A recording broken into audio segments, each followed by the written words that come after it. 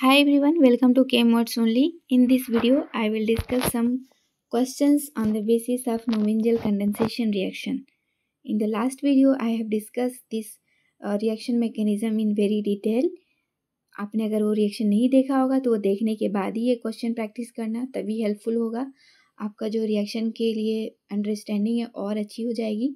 इसीलिए मैं एक रिएक्शन कराने के बाद से क्वेश्चन का प्रैक्टिस कराती हूँ. ठीक है, आते हैं सबसे पहले क्वेश्चन नंबर 1 पे. देखिए, पढ़िए, खुद से ट्राई करिए करने के लिए. इसमें क्या दिया है? द नोवेंजल कंडेंसेशन, एक second. Novengal condensation involve the reaction between the N-aldehyde और ketone and which of the following reagent. Aldehyde ketone तो होता है और कौन सा उसमें रिएजेंट का यूज होता है? ग्रिग्नाल रिएजेंट नहीं, active methylene compound yes, alcohol नहीं, कार्बोक्सिलिक एसिड नहीं. तो क्वेश्चन नंबर 1 का option B will be correct answer. Next question पढ़िए, करने की ट्राई करिए. Which base is commonly used as a catalyst in Novengal condensation? कौन सा हमारा जो बेस होता है कैटलिस्ट की तरह यूज किया जाता है? सोडियम हाइड्रोक्साइड, यस, सॉरी एक second, just 1 minute. Sodium hydroxide is the strong base, so this is not use because हम लोग नोवेंजल कंडेंसेशन में वीक बेस का यूज करते हैं. Pyridine yes. Sulphuric acid, acid का तो यूज़ करते नहीं है, ये एसिडिक दे दिया. एल्युमिनियम क्लोराइड नहीं.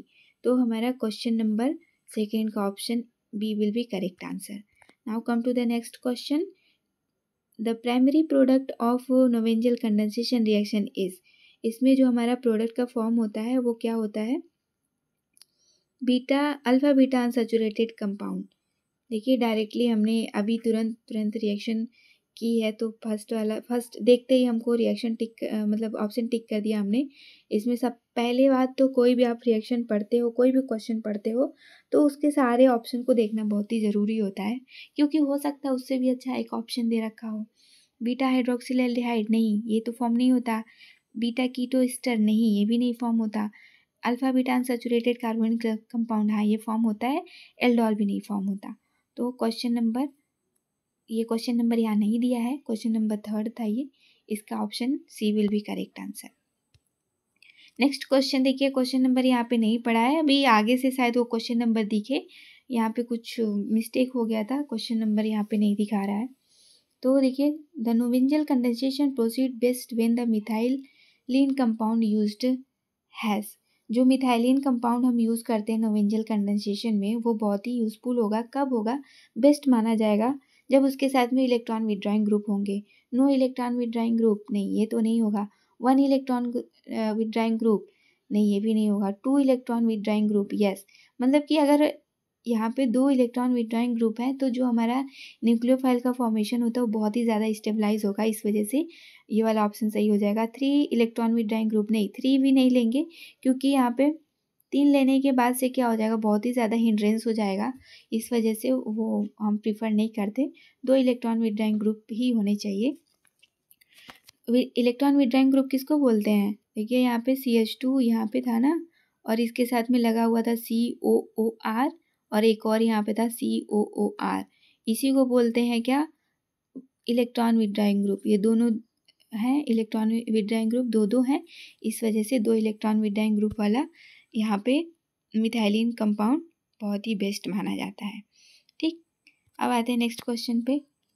विच of the following can act as an active methylene compound in Knoevenagel condensation. Knoevenagel condensation में कौन सा वाला जो मिथाइलिन होता है एक्टिव माना जाता है? देखिए, इसमें इथेनॉल नहीं, एसीटोन नहीं, मेलोनोनाइट्राइल. देखिए, मेथेन भी नहीं होता, मेलोनोनाइट्राइल होता है. आपको बस मतलब है कि इलेक्ट्रॉन विड्रॉइंग ग्रुप 2 होने चाहिए. ज़रूरी नहीं है कि COOR ही हर जगह आपको दिखे. देखिए, ये पहले ऑप्शन में यहाँ पे कट कर देती हूँ. देखिए, ये नाइट्राइल का जो स्ट्रक्चर होता है कैसे होता है? यहाँ पे CH2 और इसके साथ में लगा होता है हमारा C ट्रिपल बॉन्ड N और यहाँ पे भी एक C ट्रिपल बॉन्ड N. ठीक, ये भी तो इलेक्ट्रॉन विथड्रॉइंग ग्रुप है। यहाँ पे जैसे निगेटिव साइन आएगा इसके साथ में ट्रांसफ़र होकर स्टेबलाइज हो जाएगा। तो हमको बस मतलब है इलेक्ट्रॉन विथड्रॉइंग ग्रुप होने की वजह से। तो यहाँ पे मेलोनो नाइट्राइल का आपको स्ट्रक्चर पता होना चाहिए, तभी ये सही कर पाओगे आप। या फिर इससे भी एलिमिनेट कर सकते हो। इथेनॉल में तो कोई इलेक्ट्रॉन विथड्रॉइंग ग्रुप है नहीं, तो कट हो जाएगा। एसीटोन में भी नहीं है, मीथेन में भी नहीं है, मतलब इसके कंपैरिजन में किसी के पास ज़्यादा नहीं है। तो इसलिए ये वाला ऑप्शन सी करेक्ट हो जाएगा इस क्वेश्चन के लिए। क्वेश्चन नंबर 6 देखिए, यहाँ से क्वेश्चन नंबर 6 यहाँ पे दिख रहा है। अभी तक क्वेश्चन नंबर नहीं मेंशन था, so don't be worried for that. आप अपनी कॉपी में नोट डाउन अगर करते हो तो क्वेश्चन नंबर डाल देना। आओगे 6 नंबर पे तो यहाँ से क्वेश्चन नंबरिंग हुई है, ठीक। अब देखिए, which of the following is typical condition of Knoevenagel condensation.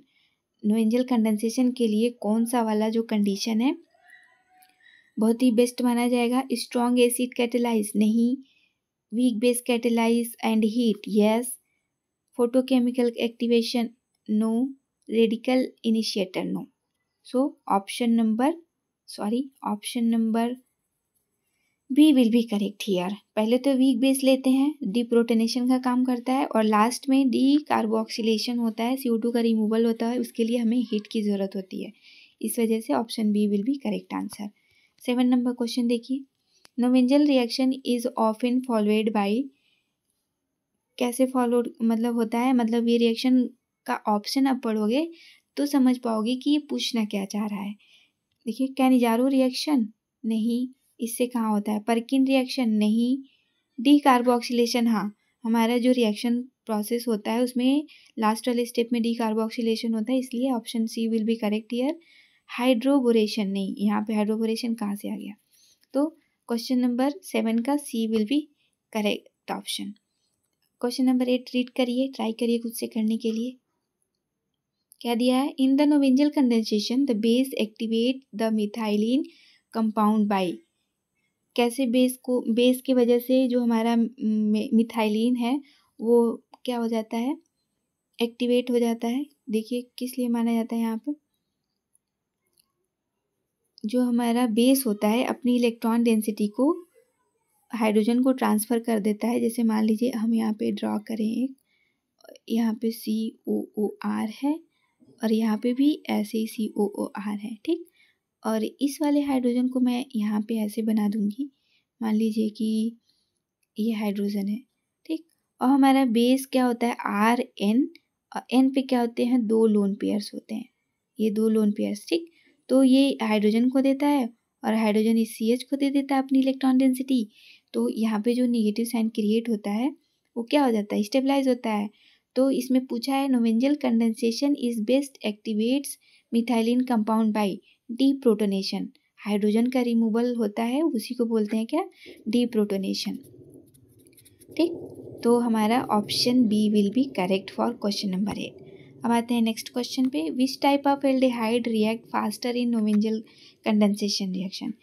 Aliphatic aldehyde, हाँ ये तो करता है, लेकिन इसमें पूछा है कि फास्टेस्ट कौन सा करेगा, तो एरोमेटिक एल्डिहाइड फास्टेस्ट करेगा, इसको नहीं मानेंगे क्योंकि उसके कंपैरिजन में ज़्यादा स्टेबल है। अल्फा बीटा अनसैचुरेटेड एल्डिहाइड नहीं, स्टेरिकली हिंडर एल्डिहाइड नहीं।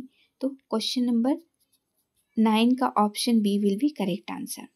क्वेश्चन नंबर 10 पढ़िए, which of the following is not typically a catalyst for Knoevenagel condensation. कौन सा नहीं होता है, एमीन तो होता है, इसी का मैंने रिएक्शन मतलब जो रिएक्शन मैकेनिज्म डिस्कस की थी इसी का एग्जांपल ली हूँ वहाँ पे। पिरिडीन का भी होता है, पाइपिरिडीन का भी होता है, लेविस एसिड नहीं होता है, इसलिए हमारा यही गलत है, इसलिए यही सही हो जाएगा क्योंकि क्वेश्चन में नॉट पूछा है। Option D will be correct here. अगर आप चाहोगे, जैसे कि मान लीजिए अमीन का तो आपको पता है, मैंने अमीन का ही एग्जाम्पल लेके डिस्कस किया था। पिरिडीन का अगर स्ट्रक्चर आप देखना चाहोगे तो कैसे होता है, 6 मेंबर रिंग होता है, इसी में नाइट्रोजन इम्बेडेड होता है, ठीक। यहाँ पे 2 लोन पेयर्स होते हैं। और पाइपिरिडीन किसको बोलते हैं, जिसमें एरोमेटिक कंपाउंड होता है, ये होता है हमारा पाइपिरिडीन, ठीक। ये 2 लोन पेयर यहाँ होते हैं नाइट्रोजन के पास में। तो ये हो गया पाइपिरिडीन, ये हो गया पिरिडीन।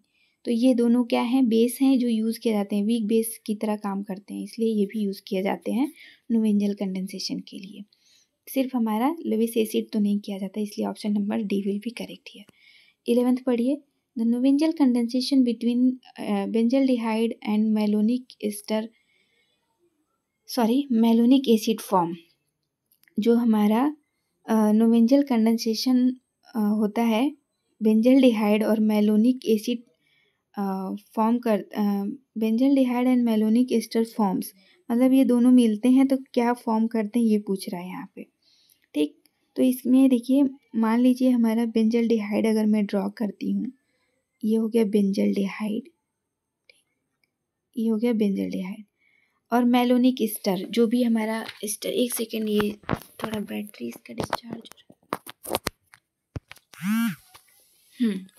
तो मेलोनिक एस्टर वही है ना जो हमने एक्टिव मिथाइलिन ग्रुप लिया है वहाँ पे, तो वो मेलोनिक एसिड हो गया। तो ये जब फॉर्म करेगा तो यहाँ से एक ऑक्सीजन रिमूव होता है, जैसे हमने आपको शॉर्ट ट्रिक बताई थी। तो ये कार्बन के साथ में एक डबल बॉन्ड आ जाएगा और यहाँ पे एक और बॉन्ड आके डबल बॉन्ड के साथ में OH बनाएगा। तो ये जो हमारा फाइनल कंपाउंड फॉर्म हो रहा है, इसको अच्छे से मैं ड्रॉ करती हूँ। इसका इसको अगर आप आइडेंटिफाई कर पा रहे हो तो एक बार बताओ मुझे ये क्या बना है, क्योंकि इसके पिछले रिएक्शन में मैंने डिस्कस की है। वहाँ पे पर्किन रिएक्शन में देखा था ना आपने, सिनेमिक एसिड बना था, तो सिनेमिक एसिड ही बनता है ये जब दोनों प्रेजेंट होंगे नोवेंजल रिएक्शन कंडीशन में। तो ठीक, तो option A will be correct here.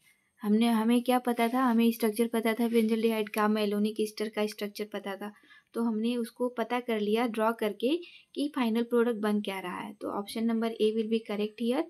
ये बेंजोइक एसिड नहीं बना है, ये भी नहीं होगा, मेलोनिक एस्टर भी नहीं बनेगा, बीटा कीटो एसिड भी नहीं बनेगा। तो option A will be correct for 11th question number. Question number 12 पढ़िए, खुद से करने की ट्राई करिए एक बार। क्या दिया है, the mechanism of the Knoevenagel reaction includes which of the following की इंटरमीडिएट। कौन सा इंटरमीडिएट फॉर्म होता है नोवेंजल रिएक्शन जब होता है? तो एक बार आप खुद से सोच के बताइए, क्या इनामीन का फॉर्म होता है? नहीं। कार्बोकेटाइन का फॉर्मेशन होता है? नहीं। कार्बोकेटाइन कहाँ से आ गया इसमें? फर्स्ट वाले स्टेप में जब डिप्रोटोनेशन हो रहा था हमको क्या मिल रहा था? कार्बेनाइन मिल रहा था। कार्बेनाइन का मतलब ये जो हमारा CH2 था, यहाँ से एक H जा रहा था तो यहाँ पे नेगेटिव साइन आ रहा था ना, इस वजह से इसको बोलेंगे कि हमारा कार्बेनाइन का फॉर्मेशन होता है। इसी के थ्रू इनोलेट का भी फॉर्मेशन होता है बॉन्ड का मूवमेंट होने के बाद से। ठीक, option number C will be correct for question number 12. आते हैं नेक्स्ट क्वेश्चन पे। What type of elimination is involved in the final step of the nominal condensation? Knoevenagel condensation में आपको जब मैं थर्ड स्टेप बता रही थी वहाँ पे डिहाइड्रेशन हो रहा था ना, वो जो डिहाइड्रेशन प्रोसेस होता है वो E1CB प्रोसेस के थ्रू होता है। वहाँ पे शायद मैंने नहीं मेंशन की थी, इसीलिए कहती हूँ मैं क्वेश्चन आपको करना बहुत ज़रूरी है। कुछ चीज़ें होती हैं जो रिएक्शन के डिस्कशन के टाइम पे स्किप हो जाती हैं, वो सारी चीज़ें क्वेश्चन में क्लियर हो जाती हैं। तो देखिए यहाँ पे नोवेंजल कंडेंसेशन जो होता है इन्वॉल्व होता है फाइनल स्टेप में किससे? E1CB मैकेनिज्म से। ठीक, तो ये हो गया what type of elimination is involve in the final step of Knoevenagel condensation, that is E1CB। E1 भी नहीं होता, E2 भी नहीं होता और E2C भी नहीं होता।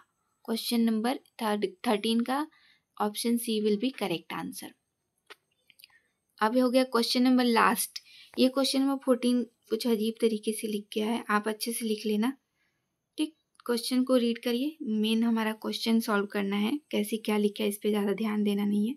The Knoevenagel condensation is closely related to which other carbon carbon bond forming reaction.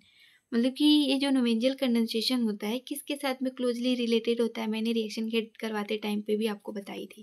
चलिए एक बार सोच के बताइए, मैं बता देती हूँ। यहाँ पे क्या होता है, एल्डोल रिएक्शन से रिलेट करता है, कैनिजारो से भी नहीं करता, कोल्बे से भी नहीं करता, रोजेनमैन रिडक्शन से भी नहीं करता। तो क्वेश्चन नंबर 14 का option number A will be correct answer. This is the last question of this question series. Now I will discuss in the next video next name reaction. तब तक आप पढ़ते रहिए, अपना ख्याल रखिए। Thank you.